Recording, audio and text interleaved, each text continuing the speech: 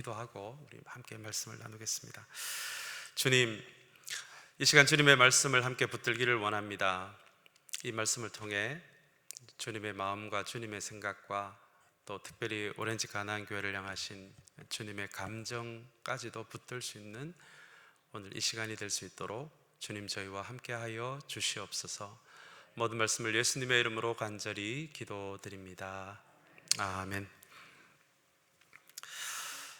예수님의 삶과 가르침을 기록한 이 마태, 마가, 누가, 요한 복음을 우리가 사복음서라고 하는데요, 이 복음서 하나하나를 좀 가만히 들여다보면 마치 각각의 다른 모양을 가지고 있는 퍼즐과 같은 느낌을 가집니다.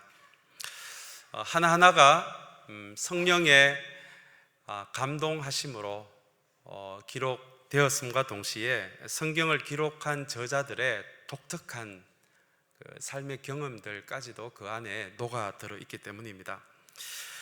서로 다른 모양의 퍼즐들이 모여서 한 자리에 모였을 때 퍼즐 하나로는 드러낼 수 없는 큰 그림이 이 퍼즐들이 모였을 때 드러나는 것처럼 마태, 마가, 누가, 요한 복음은 서로 각기 다른 퍼즐들이지만 이 네 복음서를 함께 놔두고 그 안에서 가만히 좀 들여다봤을 때 예수 그리스도께서 어떤 삶을 사셨고 어떤 가르침을 우리에게 주셨는지에 대한 전체 그림이 드러나게 되어 있는 것이 바로 이 사복음서입니다. 그렇게 마태, 마가, 누가, 요한 복음이 각각 복음서마다 각각 다른 모양을 가진 퍼즐들처럼 예수님의 삶에 대해서, 예수님의 가르침에 대해서 굉장히 독특한 관점을 우리에게 말하고 있는데요, 특별히 오늘 우리가 읽은 이 요한복음을 기록한 요한은 이 요한복음을 자세히 읽어 나가다 보시면 굉장히 이 요한복음을 기록한 요한이 관계적인 사람이다라는 것을 우리가 좀 발견할 수가 있습니다.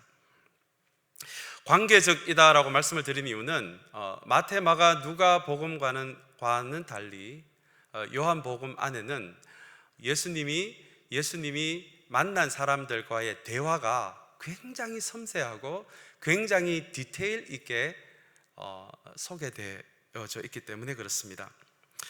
여러분들 잘 아시는 대로 요한복음 3장에는 예수님을 찾아온 니고데모의 이야기가 나오는데요, 이 바리새인과의 대화가 얼마나 이 전체 3장에 걸쳐서 자세하게 대화가 소개되어 있는지 모릅니다.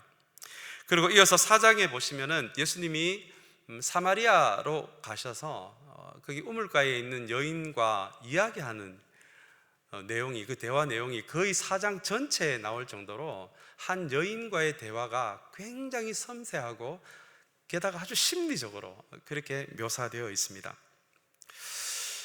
가만히 이렇게 요한이 예수님의 삶과 가르침을 기록한 요한복음을 읽다가 보면은 왜 이렇게 요한이 대화에 관심이 많았을까?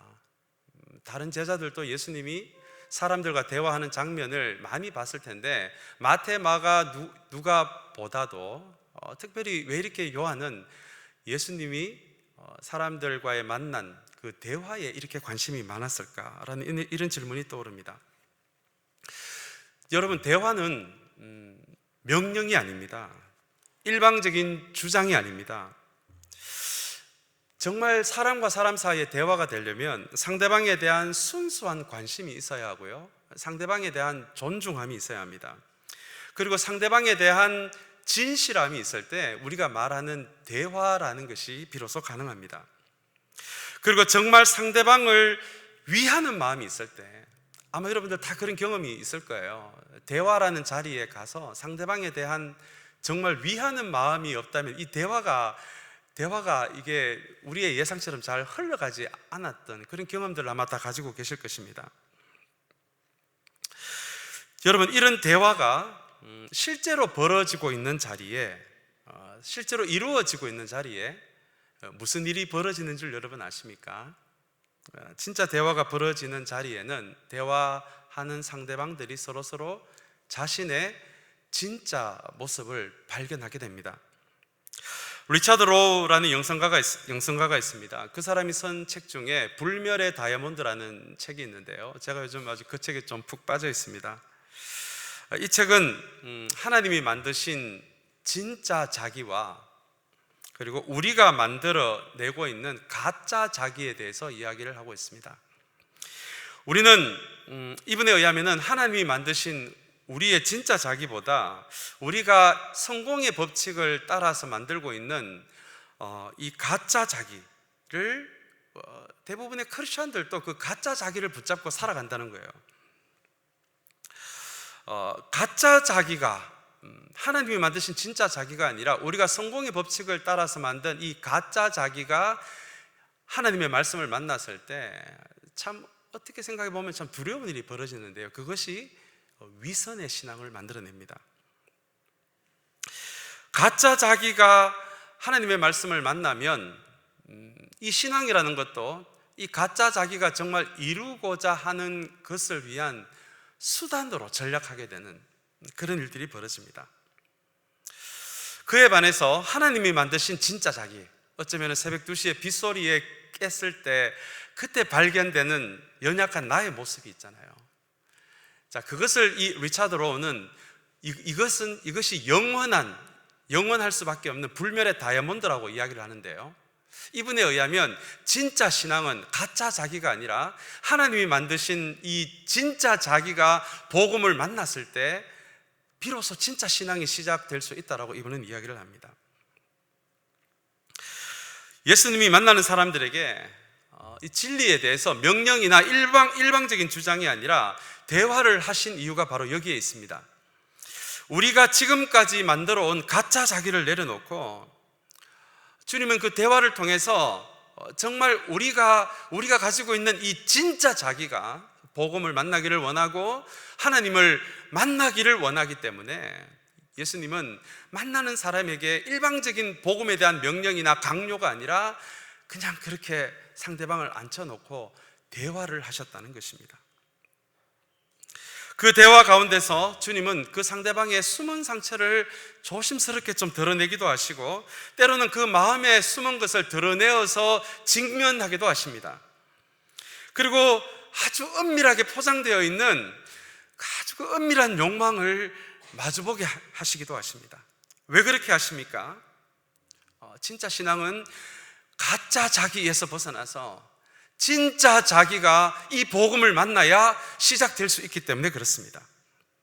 오늘 요한복음에 나오는 이 이야기를 우리가 좀 그런 관점으로 보기를 원합니다. 오늘 이 새벽 기도 시간에 이 짧은 이 30분 정도의 이 설교 말씀의 시간이지만 오늘 이 요한복음이 그리고 있는 예수님이 누군가 대화하는 이 장면을 통해서 오늘 저와 여러분이 우리의 진짜 자기 모습을 한 부분이라도 만날 수가 있다면 그런 은혜가, 그 만날 수 있는 그 은혜가 오늘 저와 여러분들에게 있게 되기를 바랍니다. 오늘 본문은 명절이 되어서 갈릴리를 떠나 예루살렘을 향해 가시는 주님의 이야기로 시작이 됩니다. 오늘 이 본문에 의하면 이게 어떤 명절인지는 나와 있지 않습니다.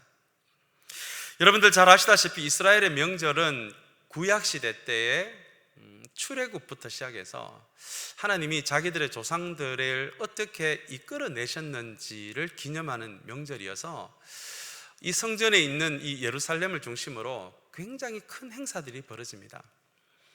종교의 중심이기도 했고 정치의 중심이기도 했던 이 예루살렘에 명절만 되면 이 예루살렘 성전을 중심으로 큰 종교적인 행사도 벌어지고 큰 정치적인 행사도 벌어지고 또 중심가에서는 큰 잔치가 벌어지기도 하는 것이 그 무렵에 예루살렘에서 벌어지는 명절의 모습입니다.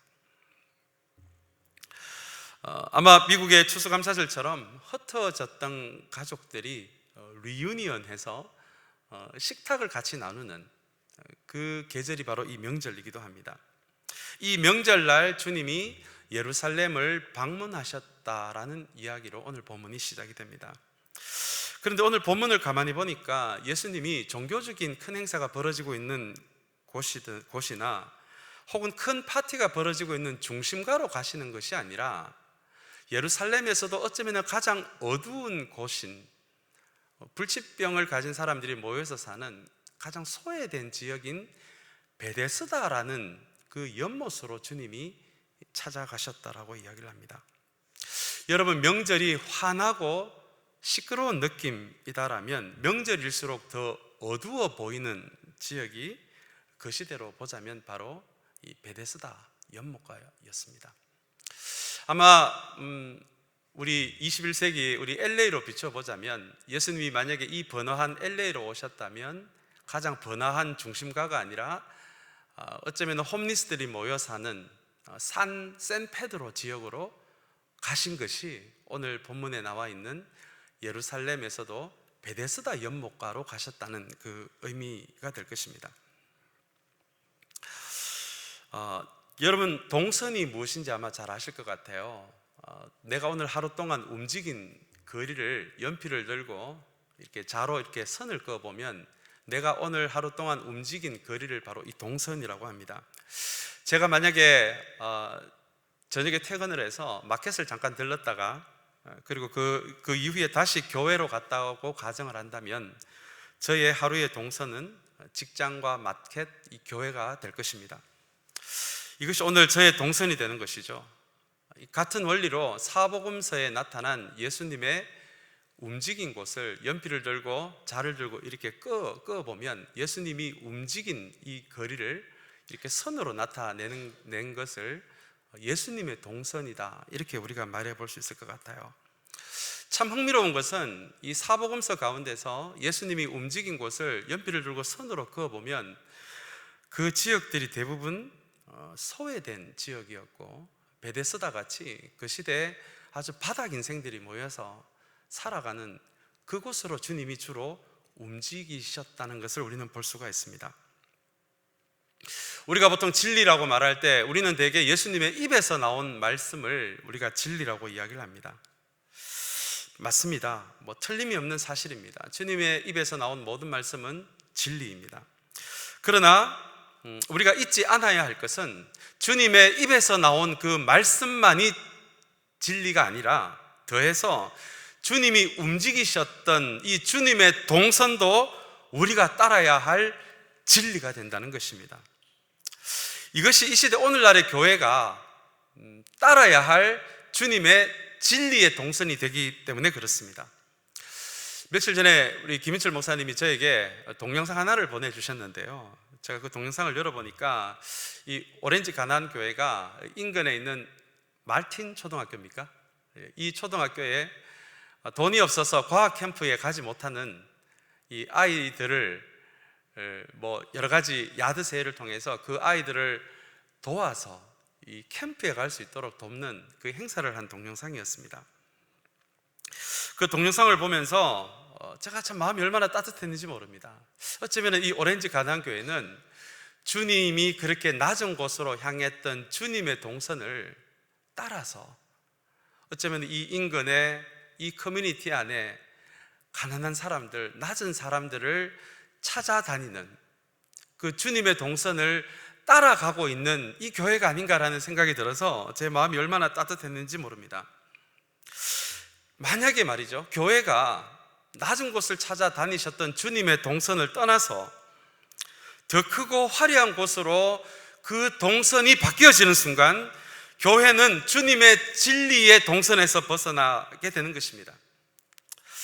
사랑하는 오렌지 가나안 공동체 여러분, 다시 한번 오렌지 가나안 교회 공동체의 여정이 주님의 입에서 나오는 이 말씀을 따라가는 공동체가 될 뿐만 아니라 주님이 공생애 동안에 다니셨던 그 진리의 동선까지도 끝까지 담고 따라갈 수 있는 이 오렌지 가나안 교회의 신앙의 여정이 되시기를 주님의 이름으로 축원합니다.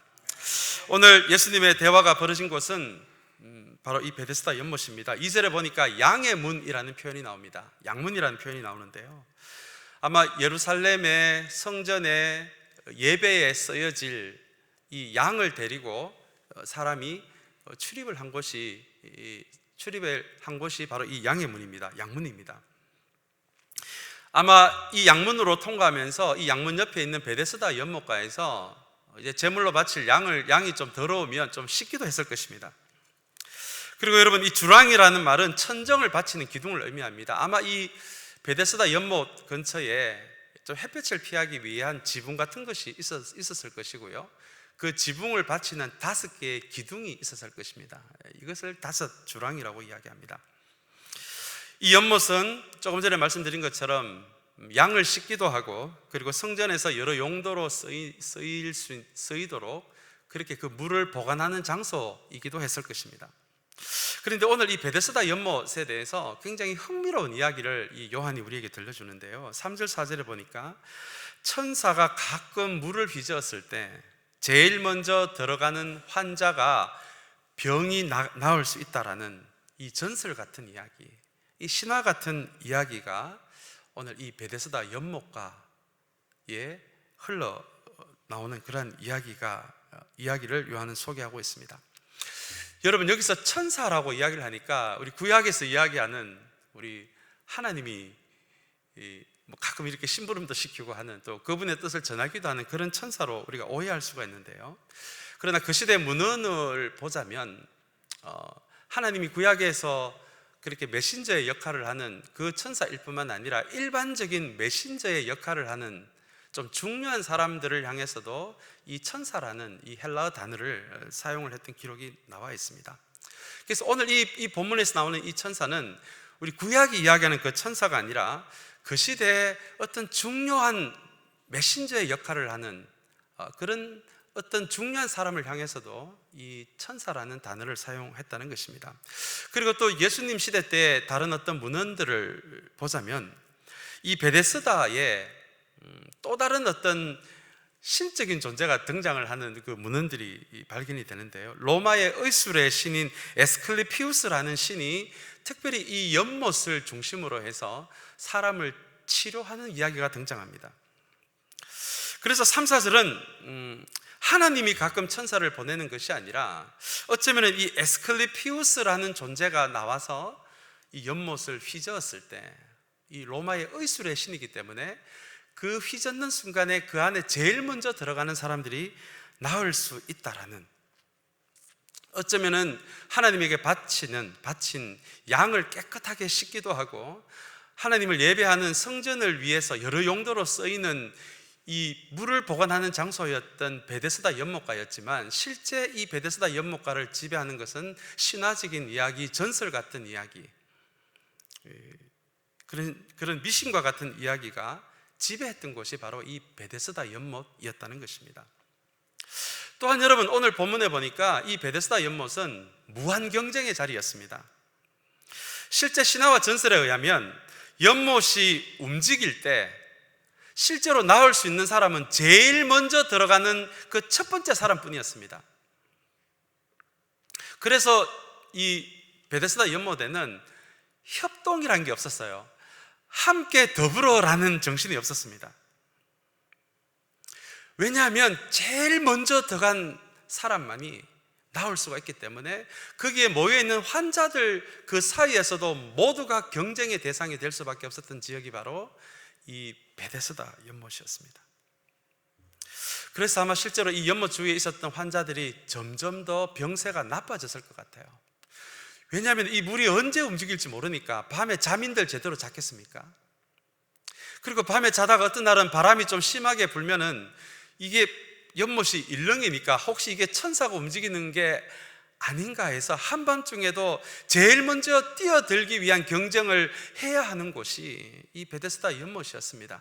그래서 이 환자들이 아마 병세가 잠을 제대로 못 자니까 점점 나빠졌을 것입니다. 바로 그 자리가 베데스다 연못입니다. 무한 경쟁이 있는 자리. 그런데 여러분, 이 베데스다 연못 이야기를 가만히 들여다보니까 이 이야기가 2000년 전에 벌어진 한 이야기가 아니라 이 시대를 살아가고 있는 우리의 삶의 자리와 너무나 비슷하다는 것입니다. 지금 우리가 살아가고 있는 시대에도, 이 과학의 시대에도 신화와 전설이 이 사회를 움직입니다. 정말 많은 부모님들이 자녀에게 지방에 있는 대학교를 가지 말고 서울에 있는 대학교 몇 군데를 가야 너희들의 인생이 평생 동안 안전하다라는 신화를 가르칩니다. 이제는 부모님뿐만 아니라 할아버지, 할머니도 부자여야만 우리의 손주들이, 우리의 손녀들이 이제 좀 평생을 편안하게 살 수 있다라는 그런 신화를 우리는 학습하고 있습니다. 여러분, 교회도 마찬가지입니다. 한때 그런 신화가 움직였던 시대가 있었습니다.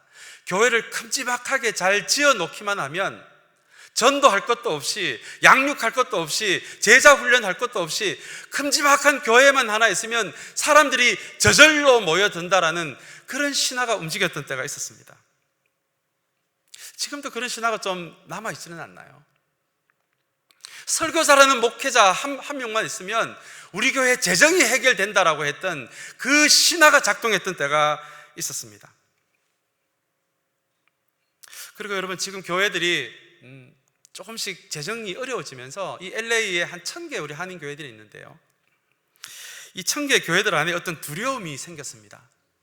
이렇게 점점 교인들이 줄어나가다 보면 언젠가는 우리 교회가 문을 닫는 것이 아닌가. 그러고 보니 이웃에 있는 교회를 가만히 보니까 하나님 나라를 함께 이루어 나갈 동력자 같은 교회가 아니라 이런 마음으로 옆 교회를 보니까 하나하나가 다 경쟁의 대상입니다.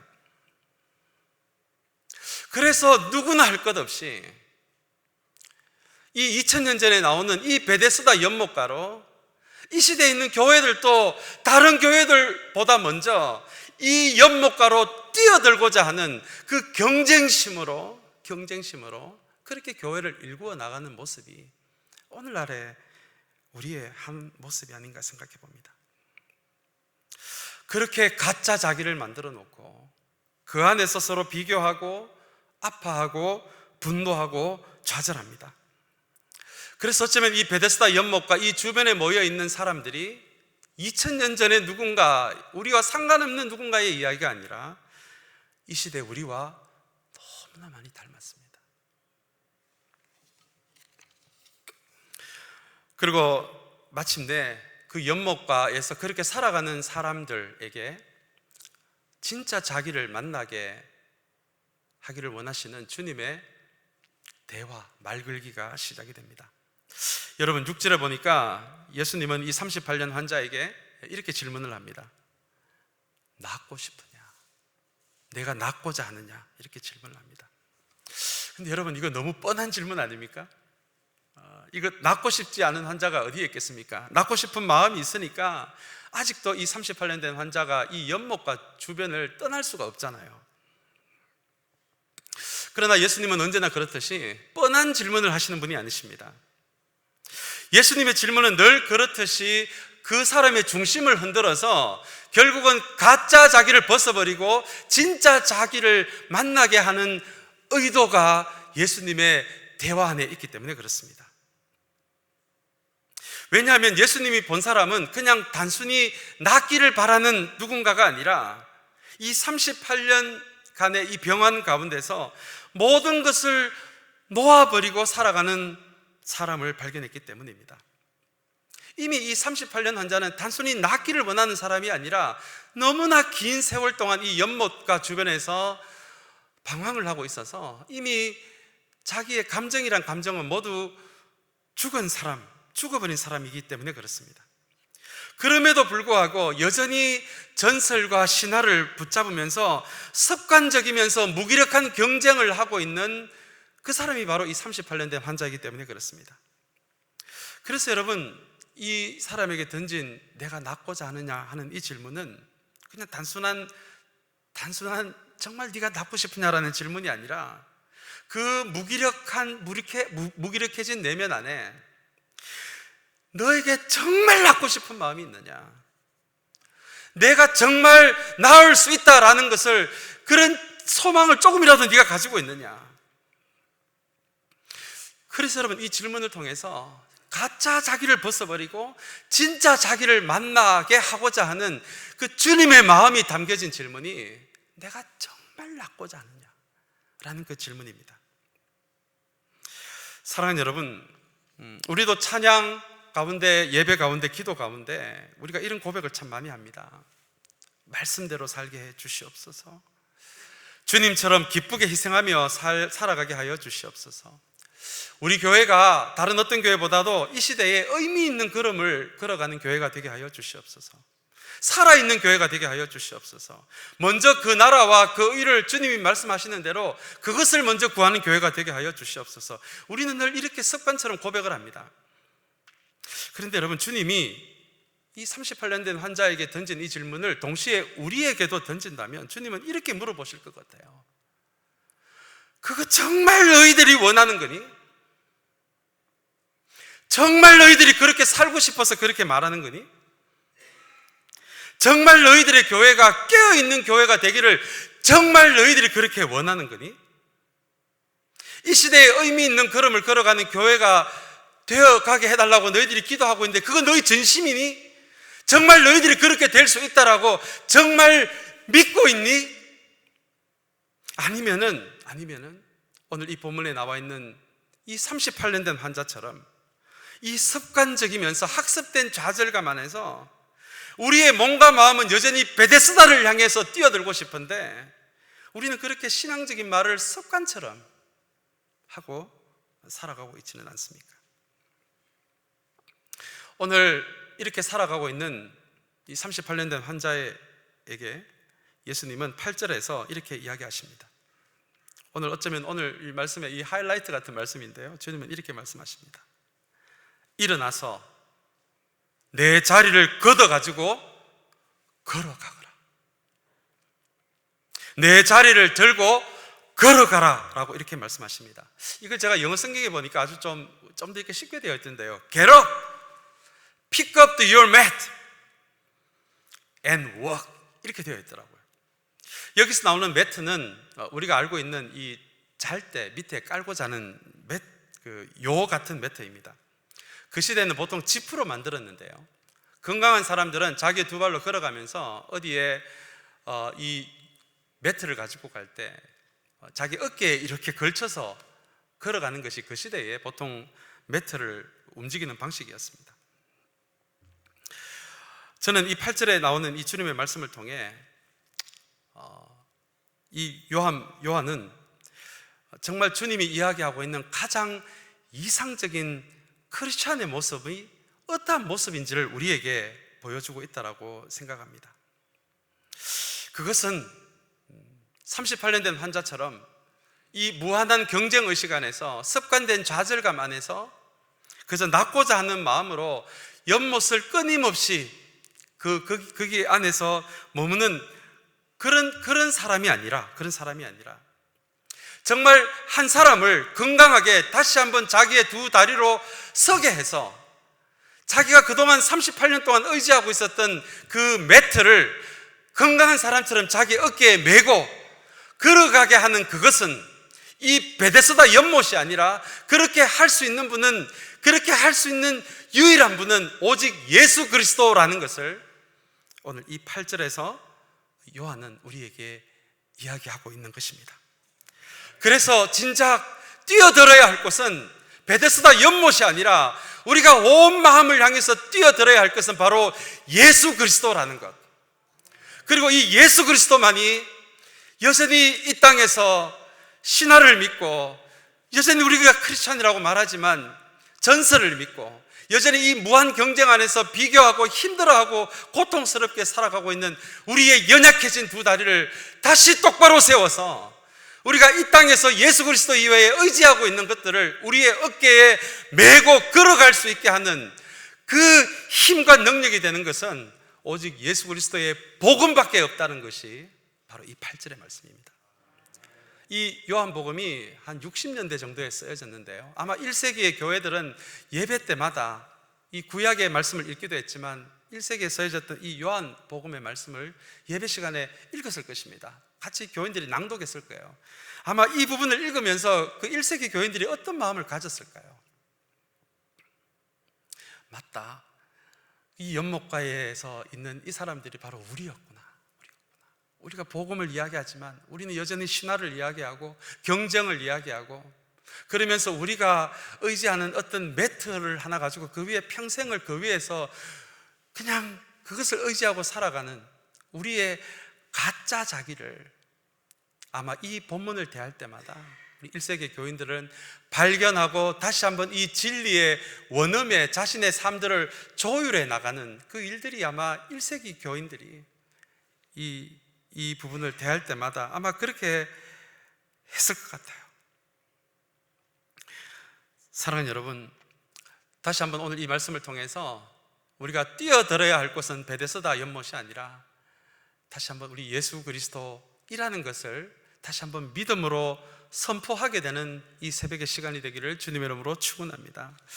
이제 마지막으로 우리 10절 11절의 말씀을 좀 나누고 함께 말씀을 마치고자 하는데요, 주님의 이야기에는 늘 좀 깍두기 같은 존재들, 조금 이 속 좁은 존재들이 등장을 합니다. 그 사람들이 바로 유대인들입니다.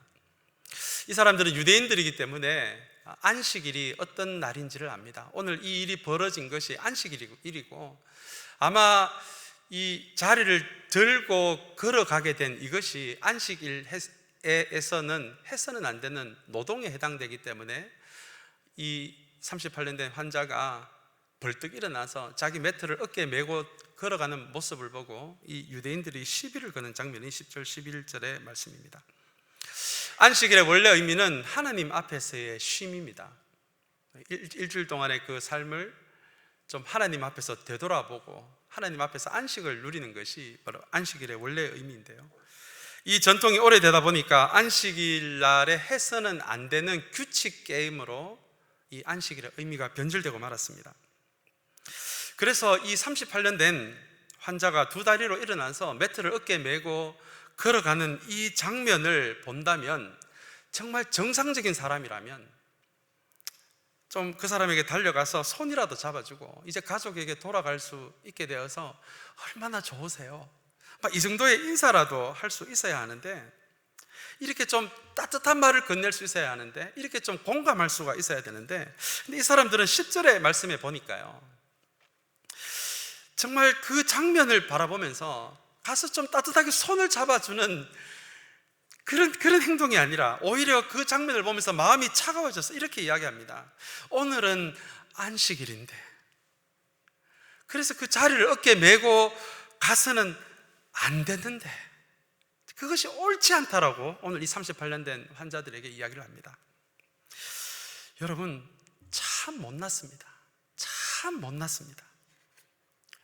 진짜 진리는 우리가 그 안에 들어가 있을수록 타인들에게 더 공감하게 되고요, 타인에게 더 따뜻하게 되고요, 진짜 진리 안에 있는 사람일수록 타인들의 손을 따뜻하게 잡아줄 수 있는 이 따뜻함이 그 안에 있는데요, 그러나 여러분, 하나님의 진리도 오늘 이 유대인들처럼 가짜 자기 위해서 이 진리가 쌓여있는 사람일수록 이 따뜻해지고 공감해지고 사람들을 이해하는 대신에 끊임없이 규칙으로 사람을 판단하는 이 영적인 이 감별사가 되는 것이 이 특징입니다.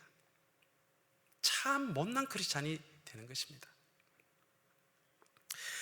사랑하는 여러분, 오늘 다시 한번 이 요한은 이 유대인들의 모습을 통해서 우리가 가짜 자기 위해서 그 위에 하나님의 말씀을 올렸을 때 우리가 어떤 존재로 변해갈 수 있는지에 대해서 오늘 10절 11절의 말씀을 통해서 요한은 우리에게 들려주고 있습니다.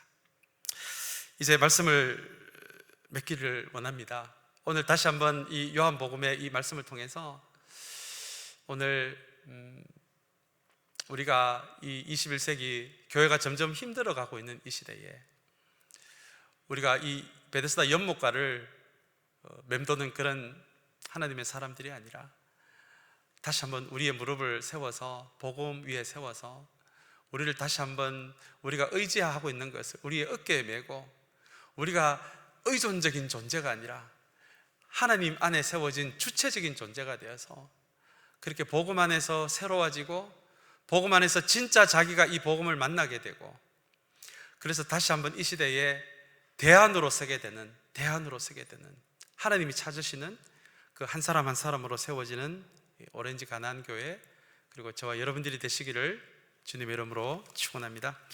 우리 같이 기도하겠습니다. 우리 한번 이 시간에, 우리 긴 시간이 아니지만 우리 한번 같이 기도했으면 좋겠습니다.